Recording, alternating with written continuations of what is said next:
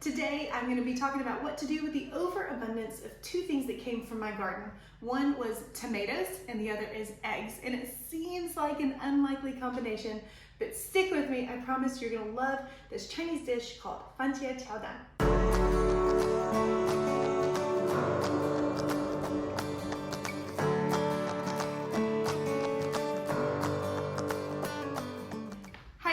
Welcome back to Cabin Creek Homestead. I'm in the kitchen again. I just finished serving up some swan la tomato to my kids and my husband, and they loved it. And as a recap, in case you missed that video, we lived in China for almost 10 years, and while we were there, of course, we fell in love with the cuisine. If you have a hard time eating vegetables, go try living in an Asian country because they really get it right. And I mean all of them. I mean from like Bulgaria eastward, it's a whole new ballpark.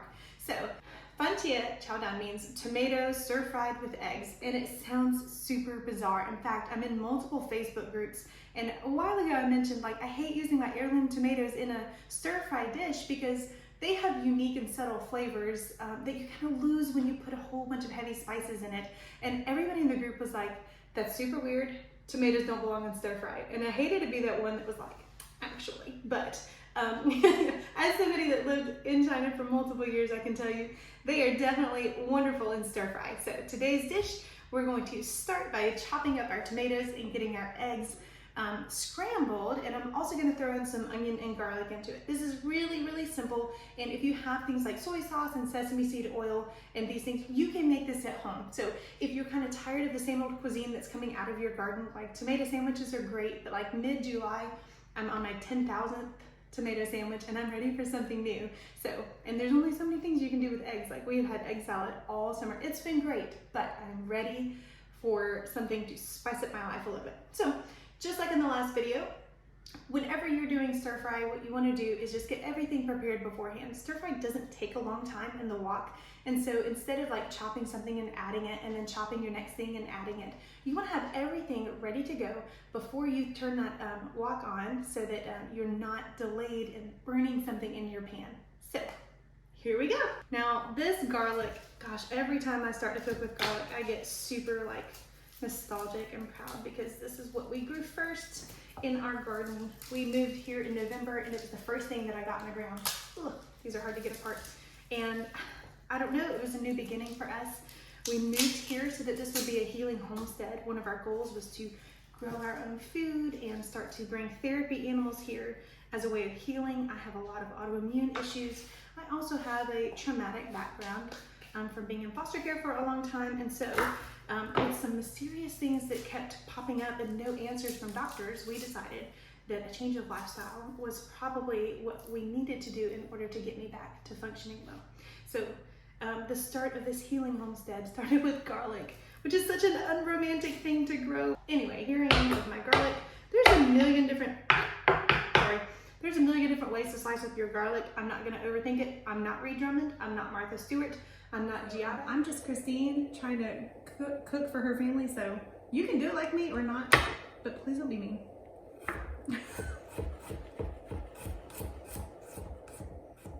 I tend to leave my garlic in bigger pieces because Scott really wants to like yank them out. So if I can leave them in bigger pieces for him to find and not like accidentally crunch down on, then that's better for our marriage. Should have done that in the first place. And I'm only going to use like half of an onion. Now in China they cooked with a lot of like the red purplish onions and they have a strong bite to them. Not my song and dance, so I'm just going in with my sweet little white onion right here. Garlic goes right here.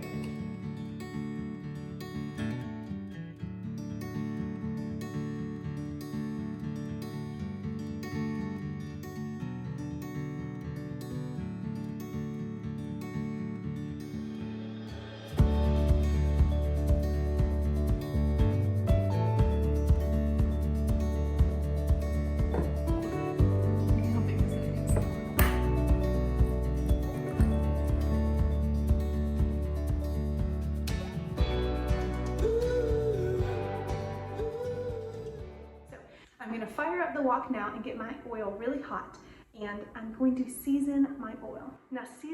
oil is a great way to add flavor without getting the crunch of your peppers in your oil. Now, you can totally throw whole peppers in there, but my kids don't love having to fish around the gigantic dried peppers. So what you can do instead is have your chili flakes right here, and you can have your Sichuan peppercorn, which is a numbing pepper.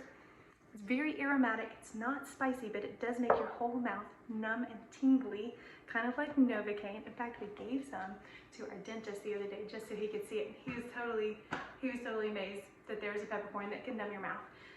But what I do is I heat up my oil in my wok, and then I simply pour that hot oil over my dried peppers, and then I let it sit. And now my whole bowl right here of oil is seasoned and ready to go. And then I strain it into my pot, and all of the solids are left strained out, and you're not crunching through any peppers or getting a really big bite of something that's just a little bit too strong. So let's go.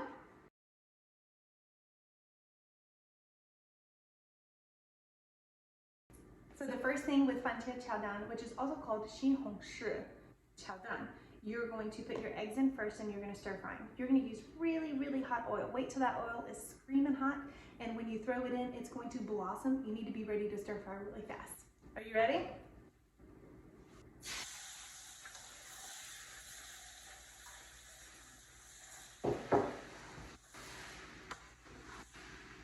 Now I'm going to stir fry this in two parts. The first part is to get the eggs cooked, and then I'm going to take them out so that they don't overcook. There's nothing worse than overcooked eggs.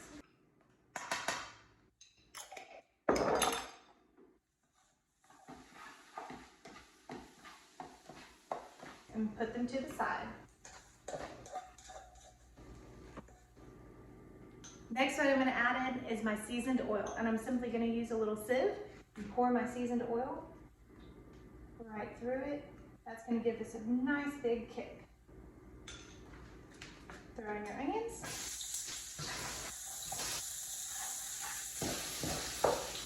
Don't add in your garlic just yet. Garlic cooks so fast, and you run the risk of burning it by cooking it in conjunction with your onions.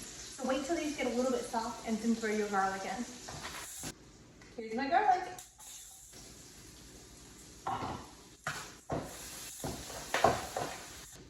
Throw it in the tomatoes. You don't need a measuring spoon for this. You measure this with your heart. This is a great dish to serve over rice or noodles because the tomatoes are so juicy that when you serve it, you have a lot of liquid, and it tastes so good if you can soak it up with some rice or some noodles. You can already see the tomatoes are cooking down. Adding salt in there really helps them to start releasing those juices. And in just a couple of minutes, when these have softened up, I'll add back in the eggs. Look how good.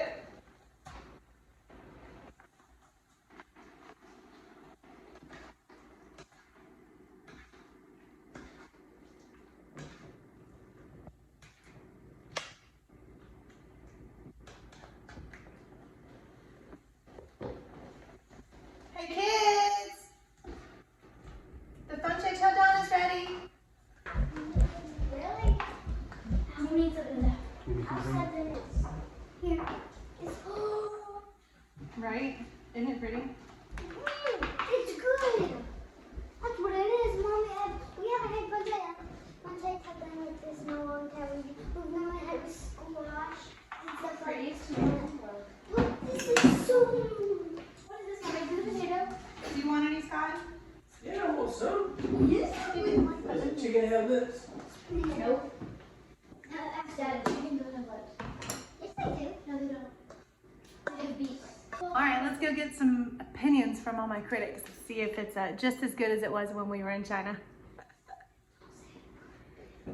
Can I bring this other chicken here? Or no? Yeah. Oh, this is really good. This is supposed to be for Scott, but I think I'll eat it all myself. Well, they're being quiet while they're eating, so I'm assuming it's good.